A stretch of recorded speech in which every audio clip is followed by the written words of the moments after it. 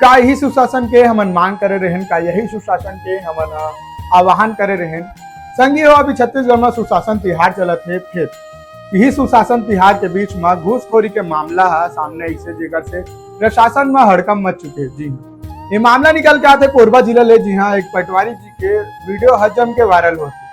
कथित रूप से बताया जावत है कि एक किसान से वो 10,000 रुपया मांगे रही से, तब वो टेबल के नीचे से पैसा दी से, और वो पटवारी साहब के अभी वीडियो हजम के वायरल होते जिसमें दिखाई देते कि वो हर टेबल के नीचे से पैसा गिनत हुए। ओकर बाद में रायगढ़ में एसीबी के टीम क्लर्क ला रिश्वत लेवत यानी घूस लेवत पकड़ी से। अब बोलिए बताओ कि का आज छत्तीसगढ़ धीरे धीरे घूस के गढ़ बनत जावत है, का लोगन मन के सैलरी कम पड़ जाते जेमा घूस लेते। ये हमारे प्रशासन भर बहुत बड़े तमाचा है ये घटना।